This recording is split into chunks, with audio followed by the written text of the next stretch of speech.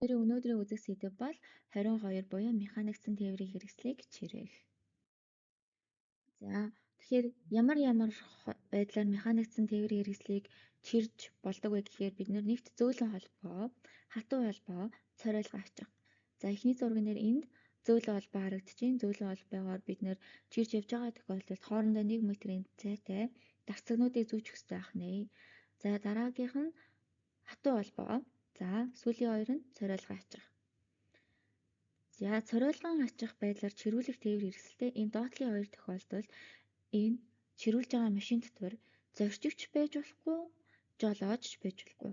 Энэ машин хоосон байх ёстой. Бусад тохиолдол буюу хатуу холбоо, зөөлөн холбоод зорчигч биш, жолооч өөрөө явж явах ёстой байх нэ. За хатуу холбоогоор чирэх. Хатуу холбоогоор чирэх үед энэ хатуу холбоо хамгийн ихтэй буюу макстай 4 м байх ёстой. За жолооны механизм бүрэн ажиллагаатай байх ёстой. Одоо шалгалтын дээр чинь жолооны механизм нь бүрэн ажиллагаагүй машиныг хатуу холбоогоор чирж явж болох уу гэж асууж орж ирвэл болохгүй гэх нь шүү дээ тий. Заавалжгүй жолооны механизм нь бүрэн ажиллагаатай байж иж хатуу холбоогоор чирэх нэ. За дараагийнх нь болохоор зөөлөн холбоо. Энэ дээр энэ тий. За зөөлөн холбоогийн маань холбоо нь ер нь бол нийтдээ 4-өөс 6 м байх шаардлагатай ханаа. Үүнээс илүү аль эсвэл дутаж болох байх нэ.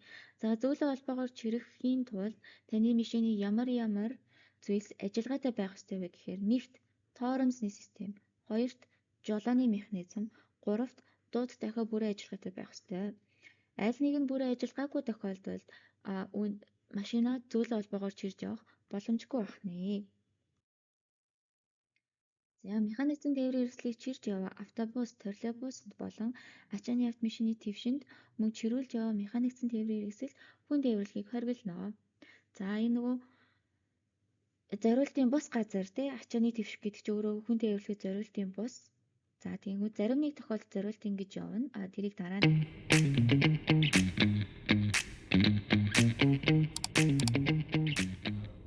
манай сургалтын талаарх илүү дэлгэрэнгүй мэдээллийг баг тайлбарлахаас аваарай тайлбарлаж өгнө.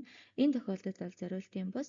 За тэнгуүтээ өмнө нь хэлсэнчлэн чирүүлж байгаа машин дотор зорчигч байж болохгүй. Зөвхөн жолооч явах нэ. За ямар үед механикцсан тээврийн хэрэгслийг чирэхэд хоригддаггүй.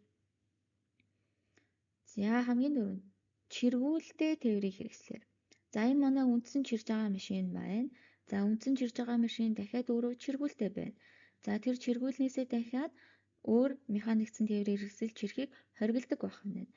Ямар тохиолдолд зөвшөөрлөх вэ гэхээр за үндсэн ачааны машин маань зөөлөн холбоогоор энэ арийнхаа машиныг чирж явж байна. Арын машин нь чиргүүлтэй байхыг зөвшөөрнө. Өөрөөр хэлбэл чиргүүлж байгаа машин чиргүүлтэй байхыг зөвшөөрнө. Харин чирж байгаа машин чиргүүлтэй байж болохгүй нэ. За дараагийнх нь 2 буюу түүнээс олон механикцсан тээврийн хэрэгслийг чирэхийг хоригдлоо. За үндсэн машин маань энд байна те. Үндсэн машин маань цэнхэр өнгийн ачааны машин чирлээ. Цэнхэр өнгийн ачааны машин дахиад улаан суудлын автомашиныг чирэхийг хоригдлоо. Гэхдээ арт талд нь арай өөр тохиолдол байгааз энэ нэгт механикцсан тээврийн хэрэгсэл чирээгүй зүгээр автомашин маань 2 давхар чиргүүлтэй байна л гэсэн үг. За дараагийнх нь дугуйг мотоциклийг мотоциклоор чирэхийг хоригдлно. Тэр тусмаа 2 дугуйтай мотоцикл шүү. 2 дугуйтай мотоциклоор чирэхийг хоригдлно. За суудлын машин ер нь суудлын машин гэлтгүй мотоцикл өөр машинуудад чирэгдэж явахыг хоригдлоо. 2 дугуйтай нөхцөл шүү. За 3 дугуйтай болоод ирэнгүүт та чирүүлж явж болно. 2 дугуйтайд чирчж болохгүй, чирүүлж болохгүй байх нь тийм үү? За халтаргаатай зам буюу уулын замд зөөлөн холбоогоор явахыг бол хориглох нь байна. Гэтээ хатуу болон цорилгон ачих аргыг ашиглах юм бол зөвшөөрнө.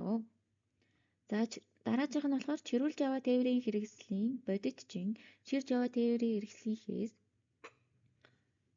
илүү бол хориглоно гэсэн үг тийм. Яаж ч бодсон энэ жижигхэн автомашины бодит чин энэ артлынхаа чирж явж байгаа машины бодит чингээс харьцангуй бага байна. Тэгэхээр бага жинтэй зүйл том жинтэй зүйлээ чирж явах боломжгүй байх